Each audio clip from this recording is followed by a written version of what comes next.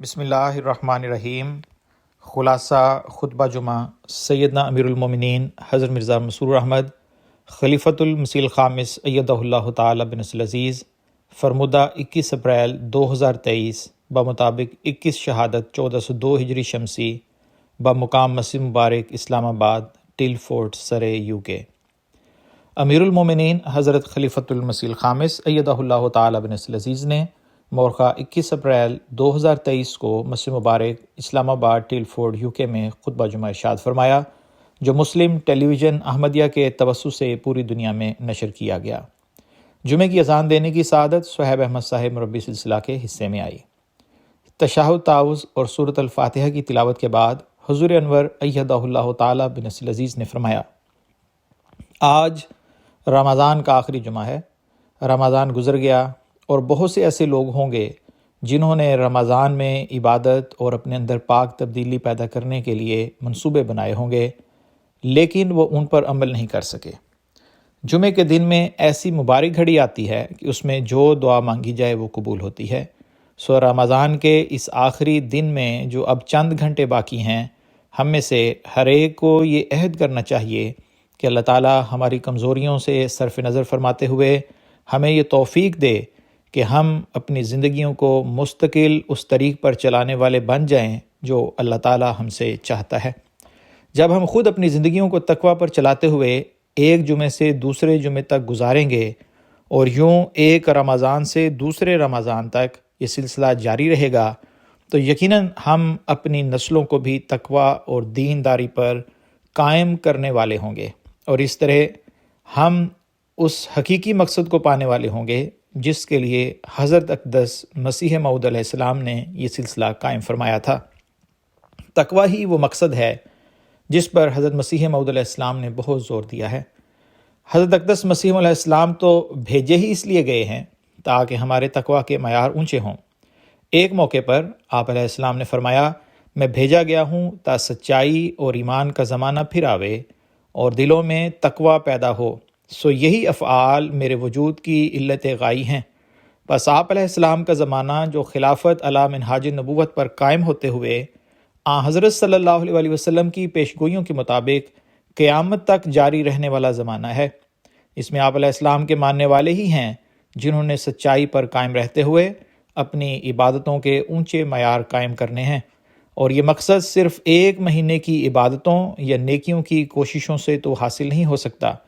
اگر ہم اپنی عبادات پر دوام اختیار کرتے ہوئے قائم ہو جائیں گے تو یہی وہ لوگ ہیں جن کے متعلق اللہ تعالیٰ نے آپ علیہ السلام کو فرمایا کہ میں تیرے ساتھ اور تیرے پیاروں کے ساتھ ہوں۔ بس اگر ہم اس رنگ میں اپنی زندگی کو گزار رہے ہوں گے تو ہم اپنے عملوں سے دنیا کو یہ پیغام دے رہے ہوں گے کہ اگر تم اللہ تعالیٰ سے زندہ تعلق پیدا کرنا چاہتے ہو تو آؤ اور حضرت صلی اللہ علیہ وسلم کے اس غلام صادق کو قبول کرو۔ حقیقی تقویٰ کیا ہے اور اس پر چلنے والا کیسا ہوتا ہے اور اس کے ساتھ اللہ تعالیٰ کا کیا سلوک ہوا کرتا ہے، اس حوالے سے حضرت مسیح موعود علیہ السلام فرماتے ہیں کہ حقیقی تقویٰ کے ساتھ جہالت جمع نہیں ہو سکتی۔ حقیقی تقویٰ اپنے ساتھ ایک نور رکھتی ہے، جیسا کہ اللہ جل شانہ فرماتا ہے کہ اے ایمان والو، اگر تم متقی ہونے پر ثابت قدم رہو اور اللہ تعالیٰ کے لیے تقویٰ کی صفت قیام اور استحکام اختیار کرو تو خدا تعالیٰ تم میں اور تمہارے غیر میں فرق رکھ دے گا۔ وہ فرق یہ ہے کہ تمہیں ایک نور دیا جاوے گا، وہ نور تمہارے افعال اور اقوال اور قوا اور حواس میں آ جائے گا۔ تمہاری عقل میں بھی نور ہوگا، اور تمہاری اٹکل کی بات میں بھی نور ہوگا، اور تمہاری آنکھوں میں بھی نور ہوگا، اور تمہارے کانوں اور زبانوں اور تمہارے بیانوں اور تمہاری ہر حرکت اور سکون میں نور ہوگا۔ بس یہ وہ مقام ہے جو ایک مومن اور متقی کو حاصل کرنے کی کوشش کرنی چاہیے۔ رمضان گزر گیا تو بھی ہم اس مقام کو حاصل کرنے کی کوشش کر سکتے ہیں۔ خوش قسمت ہوں گے ہم میں سے وہ جو اس مقام کو حاصل کر لیں۔ ہمیں یاد رکھنا چاہیے کہ یہ زمانہ خاص طور پر شیطان کے حملوں کا زمانہ ہے، اور وہ اپنے تمام ہیلوں اور مکروں اور ہتھیاروں سے حملے کر رہا ہے۔ ایسے میں ہمیں خدا تعالیٰ کی طرف پہلے سے زیادہ جھکنے کی ضرورت ہے۔ ٹی وی ہو، سوشل میڈیا ہو یا دوسرے پروگرام، بچوں کے اسکول یا ان کے پروگرام، ہر جگہ شیطان نے دجال کے ذریعے ایسا جال بن دیا ہے کہ جس سے اللہ کے فضل کے بغیر بچنا ناممکن ہے۔ اس وقت سب سے زیادہ فکر تو ہمیں اپنے بچوں کو شیطان کے حملوں سے بچانے کی ہے۔ اس کے لیے والدین اور جماعتی نظام کو بھی کوشش کرنی چاہیے۔ اس مقصد کے لیے ہر عاقل بالغ احمدی کو تقویٰ کے اعلیٰ معیار حاصل کرنے ہوں گے، تب ہی ہم اپنی نسلوں کو شیطان کے ان حملوں سے بچا سکیں گے۔ رمضان کے بعد ہمیں آرام سے بیٹھ نہیں جانا چاہیے، بلکہ اپنے قرآن کے علم اور دینی علم کو بڑھانے کی کوشش کرنی چاہیے۔ شیطان کے ہیلوں اور مکروں کے بارے میں حضرت مسیح موعود علیہ السلام ایک موقع پر فرماتے ہیں، یاد رکھنا چاہیے کہ دجال اصل میں شیطان کے مظہر کو کہتے ہیں، جس کے معنی ہے راہ ہدایت سے گمراہ کرنے والا۔ آخری زمانے کے متعلق کتابوں میں لکھا ہے کہ اس وقت شیطان کے ساتھ بہت جنگ ہوں گی، لیکن آخرکار شیطان مغلوب ہو جائے گا۔ گو ہر نبی کے زمانے میں شیطان مغلوب ہوتا رہا ہے، لیکن وہ صرف فرضی طور پر تھا۔ حقیقی طور پر اس کا مغلوب ہونا مسیح کے ہاتھوں مقدر تھا، اور خدا تعالیٰ نے یہاں تک غلبے کا وعدہ دیا ہے کہ فرمایا کہ تیرے حقیقی تابع داروں کو بھی دوسروں پر قیامت تک ہمیشہ غالب رکھوں گا۔ غرض شیطان اس آخری زمانے میں پورے زور سے جنگ کر رہا ہے، مگر آخری فتح ہماری ہی ہوگی۔ حضرت مسیح موعود علیہ السلام فرماتے ہیں کہ یہ سچ ہے کہ وہ میرے متبعین کو قیامت تک میرے منکروں اور مخالفوں پر غلبہ دے گا، لیکن غور طلب بات یہ ہے کہ متبعین میں ہر شخص محض میرے ہاتھ پر بیعت کرنے سے داخل نہیں ہو سکتا جب تک وہ اپنے اندر اتباع کی پوری کیفیت پیدا نہیں کرتا۔ فرمایا واضح رہے کہ صرف زبان سے بیعت کا اقرار کر لینا کچھ چیز نہیں، جب تک دل کی عزیمت اور دعا سے اس پر پورا عمل نہ ہو۔ بس جو شخص میری تعلیم پر پورا عمل کرتا ہے وہ اس میرے گھر میں داخل ہوتا ہے، جس کی نسبت خدا تعالیٰ کے کلام میں یہ وعدہ ہے کہ انی احافظ کل من فی الدار، یعنی ہر ایک جو تیری چار دیواری کے اندر ہے اسے میں بچاؤں گا۔ حضور علیہ السلام فرماتے ہیں کہ یہ تو تم جانتے ہی ہو کہ شیطان لاحول سے بھاگتا ہے، مگر وہ ایسا سادہ لو نہیں ہے کہ صرف زبانی طور پر لاحول کہنے سے بھاگ جائے۔ اس طرح سے تو خاص 100 دفعہ لاحول پڑھا جائے شیطان نہیں بھاگے گا۔ اصل بات یہ ہے کہ جس کے ذرے ذرے میں لاحول سرایت کر جاتا ہے، اور جو ہر وقت خدا تعالیٰ سے ہی مدد اور استعانت طلب کرتے رہتے ہیں اور اس سے ہی فیض حاصل کرتے رہتے ہیں، وہ شیطان سے بچائے جاتے ہیں۔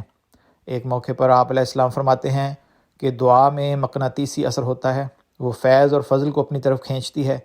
جب تک انسان کتاب اللہ کو مقدم نہیں کرتا اور اسی کے مطابق عمل درآمد نہیں کرتا، تب تک اس کی نمازیں محض وقت کا ضائع کرنا ہے۔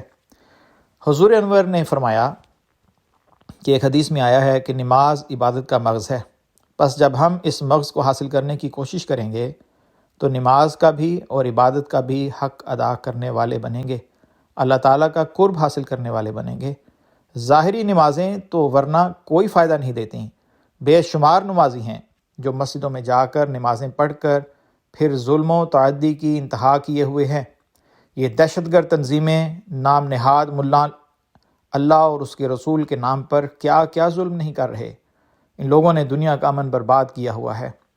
ہماری نمازیں کس طرح کی ہونی چاہیے، اس حوالے سے حضرت مسیح موعود علیہ السلام فرماتے ہیں کہ یاد رکھنا چاہیے کہ نماز ہی وہ شے ہے جس سے تمام مشکلات آسان ہو جاتی ہیں اور سب بلائیں دور ہو جاتی ہیں، مگر نماز سے وہ نماز مراد نہیں جو عام لوگ رسم کے طور پر پڑھتے ہیں، بلکہ وہ نماز مراد ہے جس سے انسان کا دل گزاز ہو جاتا ہے اور آستانِ احدیت پر گر کر ایسا محو ہوتا ہے کہ پگھلنے لگتا ہے۔ اللہ تعالی ہمیں نمازوں کا حق ادا کرنے کی توفیق دے، ہم اپنی نسلوں کو ایسی عبادات کی عادت ڈالنے والے بنیں جو ان کی اور آنے والی نسلوں کی بقا کی ضامن بن جائیں۔ دجال نے اس زمانے میں تباہ ہونا ہے، یہ اللہ تعالیٰ کا حضرت مسیح موعود علیہ السلام سے وعدہ ہے۔ یہ ہماری خوش قسمتی ہوگی کہ اگر ہم ان لوگوں میں شامل ہو جائیں جو حضرت مسیح موعود علیہ السلام کی جماعت میں شمولیت کا حق ادا کرنے والے ہیں۔ یہ حق ادا کرنے کے لیے حضرت مسیح موعود علیہ السلام نے ایک نسخہ گریہ وزاری اور تضرع اور ابتحال کو بھی بیان فرمایا ہے۔ یہ مقام حاصل کرنے کے لیے آپ علیہ السلام فرماتے ہیں کہ چاہیے کہ تمہارے دن اور رات غرض کوئی گھڑی دعاؤں سے خالی نہ ہو۔